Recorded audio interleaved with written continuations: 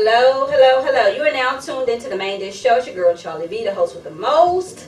And my main apple scrapple chef freak in the background. And we also have special guest, Petty the Prophet. Hey, y'all. Thank you for having me. But we're going to get into this meal right quick because he's doing something new today. And we got some things that we coming up with. Now, we want to let y'all know. We are doing meal preps. Look, I said I done already inserted myself. And deliveries. We're doing meal preps and deliveries for lunch, breakfast, and dinner. So, you can get at Chef Reek, you know what I'm saying? And I'll pull up on you. And deliver them. But on a serious note, so we are doing meal preps. So if you are interested in tasting and purchasing and getting meal preps from Chef Reek, in conjunction with Charlie V, the Main Dish, holla at either one of us because we have to do the damn thing. Also, we're also able to broadcast externally. So if you have a location that you want us to come pull up on and cook out of, just make sure you have a spot for us to pull up on, like a good table and stuff for us to pull up on. We can actually broadcast live from your location. We are having something crazy. Because they can't hear you, so I gotta speak through you. What we having? I don't even know how to word it. Curry. We're just gonna say curry. Curry, shrimp, and grits. Curry, shrimp, and grits with a twist. Yeah.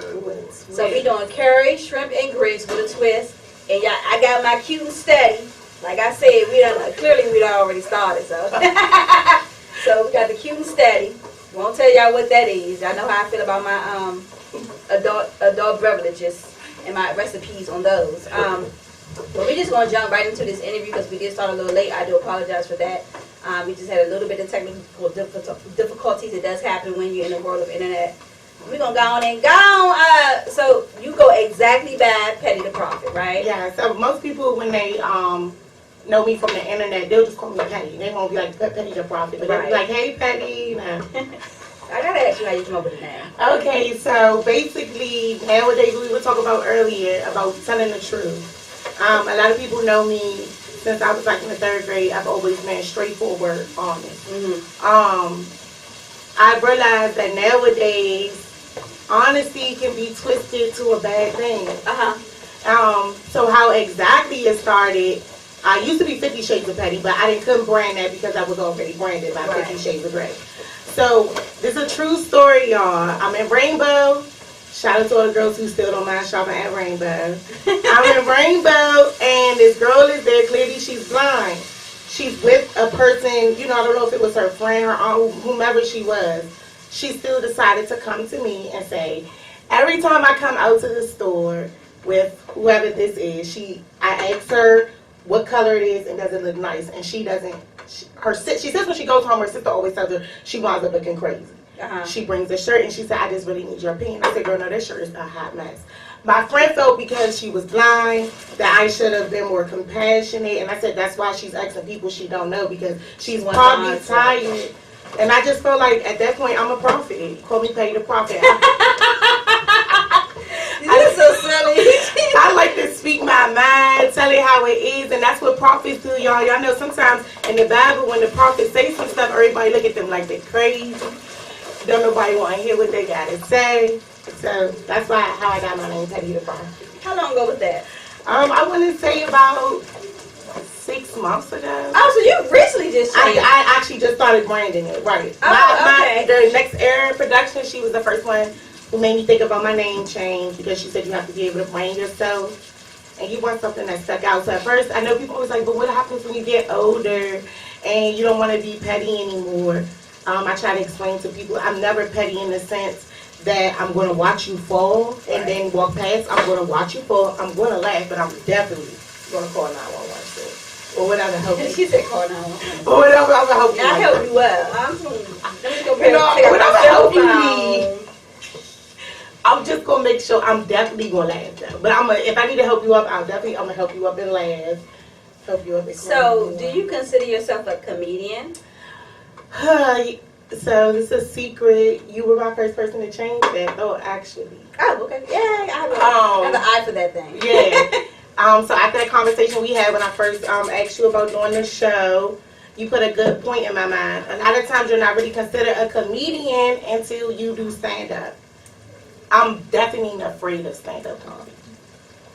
I'm afraid of it too. Girl, we're going to have to get you a napkin because you're here sweating like a Hebrew slave. It's a little warmer here, y'all. I keep it all the way gangster. I was picking up drops of... Woo, girl, I was like, girl, you making me hot. Sheesh.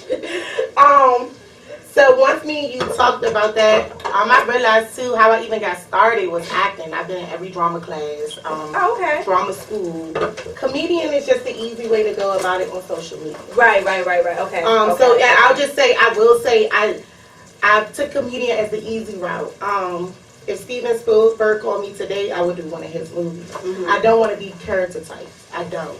Okay. You know, you can't take Kevin Hart seriously. And You don't want to be typecast. yeah, I don't want to be typecast. Like Kevin Hart, even when they try to give him a serious role, it's still funny. It's still funny, right? He's not trying to be funny. I don't want to be like that. Okay. You know, I don't. But I'll say acting. I changed my bio to actor and everything. I had You can add and this is why when I did the flyer, I chose to say social media comedian because I did understand it. We did have a conversation in reference to that, and so I didn't want to quite throw out acting because I didn't know what that you had done. So I was like, I ain't gonna throw that out there yet. I knew you could rap, right, and I knew you could do the funny video. So I got that down. Yeah, right. So I know I can't go wrong with and that. actually, it's funny you said that because the first time I was asked to do a stand-up comedy show, I think that was the first time I doubted myself being funny. You don't realize how funny you are. Another thing, when my videographer first came around, and she, you know, I'm used to doing it by myself in my own house with my own, you know, and then I got this person that really believed in me, and professionally, she has everything professional. And when you're right there in front of the lights, camera, action, it's a whole different. Oh yeah. It's harder. Sorry, y'all. I really am starting crazy. It's harder being funny under pressure. Actually, I'm funny that's when I am funny. Under pressure? Because it's a nervous thing. Really? That's not cracking jokes. Yeah, I'm opposite. I'm literally the person when everybody's at me like I wasn't trying to be funny. I wasn't. I was being serious. Like I think being and it's funny because were you ever an introvert? I'm what you call an introvert extrovert. I know what it is. Okay. Yeah, I'm a heavy. People think that I'm an introvert. You can express it. I'm actually just an introvert. But you wouldn't. I'm totally an introvert, and you would never know it. I make myself do stuff. But that's why they say introvert extrovert type person. That's what they, you know. I can't explain it because it's like some days I wake up, I cry at the same time about not being able to go out and not having friends, and then when my friend calls me and like, hey girl, and I'm like, is it gonna be more than 6 people there? I don't want to go. So you by yourself a lot? You spend a lot of time I spend a lot of time. That's how I am. Like I am by myself. Other than personal situation, but I'm by myself like 99.9% of the time. I have a hard time making friends. Everybody, these are things people always assume that I'm not shy. I'm very shy. I'm very fearful. Okay? I'm exactly what you said. I make myself do it. I've always been so, first of all, I'm Aquarius. Don't let nobody see Oh, there it is. Don't like to let nobody see us sweat, okay? Yeah. Just this sweat, literally. But if I'm going through it, you're not going to know. Okay. You know, if I'm shy, I'm not going to come in and be like, I'm going to fake it until I make it. Interesting. I'm going to fake it. I like to be, I'd rather be by myself. I made that decision a long time ago. Every time I try to get friends to go, I just realize people's principles are different. I started, when I realized as I got older who I really was, and not to make this about me, I'm just trying to give you just some extra knowledge or whatever. I said, you know what, I want to get out and start just doing things by myself. I'm afraid of that. So I started doing things by myself about, I'm 42. You look good. Thank you. So I started doing things by myself for probably about 5 years ago. Okay. About 5 years ago. Like, what do you mean? When I say by my, I travel out of the country by myself. Yeah, because you gotta understand the world is big. So when I travel, I always run into people. I make friends when I travel. That's real good. That's braver. That's braver than a person who will go on the road full of people. The scariest part was traveling out of the country by myself because I did run into some issues because I did at the time I went to a country I didn't speak their language. So I'm trying to feel my way through. I'm a female. I'm little. I'm small in stature. So it was in that aspect it was kind of hard, and they shunned me there because they thought I was one of them, and I'm not. So they was like, oh, you don't speak the language, you know? Right. They thought. Right. So, but I made myself. I said I can't remember exactly. I think it was definitely after my brother died because after my brother died, I just had a new perspective of on life. So I want to say it was probably like maybe 2014. Yeah, about 4 years ago. I was like, bump this. If I wait on anybody, I'm never going to be able to live. So I jump out and do a lot of things by myself. And that's what I think that's what actually matters. That's another thing. I hate to keep bringing up Autumn, but she's a good business person aspect. So I talked to her about a lot of things that I had going on in the business. And that's one of the things she noticed too. I get cool with people, and I think I'm afraid sometimes that I don't know people, I don't know how to go about certain situations. You know, I'm easy to look at with people. Like, hey girl, let's do this. And then at the same time I'm upset when me and that person don't, get along. Or it falls by the wayside. And I'm like, maybe I just need to start put people in the box. You have to put people in the box. Put people in the box. Okay, when I say that, hold on, another fan over there. Let me get that fan. Let me get that fan over there. Hey! How's that over here? Hold it in this way like a TV play. Put this shit right here for her. Put that over there. Oh, no. Oh, we need to hear that. Put that like on her. Put that right on her. Cool down. Sorry, y'all. We can real all the way here. All the way right today. All the way right today. And they go look at me like, what's wrong with her? We got the engineer. We go on these tasks in here. We do everything in here. You gonna cook. You gonna take out the trash. That's just saving my life right there. Oh yeah.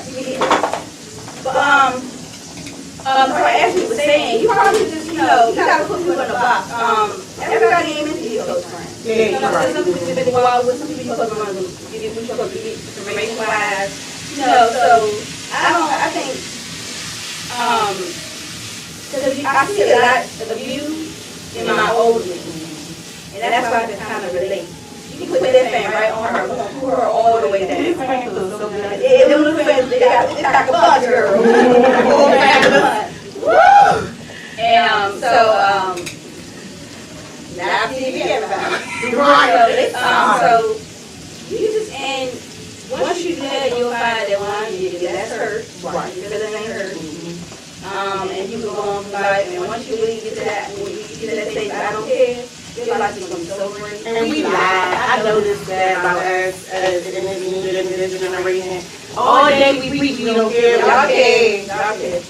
All day. Some people who don't care really don't care. When you don't care, you feel so much. You do. I'll say this.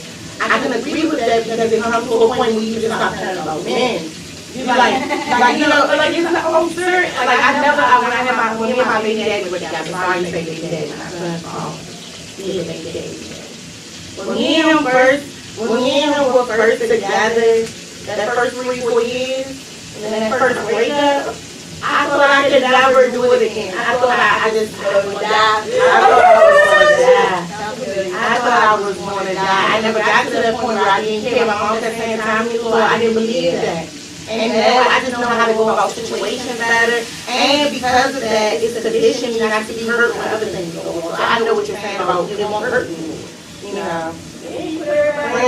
Grandpa. Because I understand that, once you understand who you are, like, I understand that I'm very hurt on how I deal with it. Right. And I'm not necessarily emotional. Right. It ain't that I'm emotions, I'm just not emotional. Right. So, I am the friend who's going to give you complete Honesty. Right. Completely honesty. Like, and if you can't accept that, we are definitely not gonna be. We're not gonna use, but people want gasoline. Because I just don't have it in me to be, I can't do it. So I would rather be in my little box, in my little world by myself, and go through life. And like I said, the extrovert, probably making myself an extrovert, you probably do, you force yourself, and then this business we're gonna have to. Yeah, of course, definitely. So, just don't take it personal. Everybody's never like you. Everybody think I want to do it. But you got, how many followers? You got 7,000 followers. Somebody like you. Yeah, definitely. And I saw myself, I literally watch I'm not at 10K, I'm not at 20K. And my story is so different because it was a time where I literally cried because I had 28 views. So I went. Really? It's so important to me. I need to be a star. I feel like everybody needs to know who I am. And Instagram, or I should say social media by itself, and I couldn't wait to get on the show and say this. It's a big disabler in our life. A big stressor. We all, like I said, we all want to walk around and act tough. I'm petty to profit. People think I'm the toughest person, but trust me, there are people who jealousy becomes real. Once you realize that you have an inch of jealousy, which is why the first time my page was disabled, it was me that recently Instagrammed it. I disabled my page for about 2 weeks because I literally started feeling envy. I knew once I started to feel envy, when I was starting to look at other people's numbers, when I was wondering why I wasn't doing this, why I wasn't popping off this way, it disabled my mind and it started putting me down. Which put me back on my craft. I started doubting myself. So I just had to get away from it. So I just feel like with Instagram, we watch other people do great and we feel like, okay, because we're not moving at their pace, there may be something wrong with us. So that's why when I went from 28 views to 900 views and then seeing some videos at 20,000, I'm like, it's a big accomplishment. I've had people literally not deal with me or not take me on certain things because of my following. You don't got 10K. I've had DMV comedians charge me, tell me $400 to $500. Your favorite comedians, sorry y'all, $400 to $500 to be in a skit. I'm petty because I call them out. But anyway. $400 to be in a skit? I will show y'all this DM. 400 to 500. I'm so tempted to know who it is. I'll tell you later. I'm like, I'm yeah, very I would, and a lot of people thought when I said this to other comedians. Was it anybody that's been on my show? I don't think yet. Okay. But it's somebody it was somebody that you will pop. It popped very, very popular. I don't give a damn about none of that. So it's one particular comedian that he wanted to charge me, and I'm like, you're really not that funny. And you look dirty, but we'll discuss that on another level. I've had 2 popular DMV comedians do that. That personally hurt my feelings because what people don't realize is one day, first of all, this is my problem with that. I'm at 7,000 followers. If you go look at any of my videos, for the most part, I'm averaging 600 views to 2,000 views on a video, just depending on how my followers feel, depending on, if I've been posting too much. But this person only has 11K and they're still only seeing 2,000.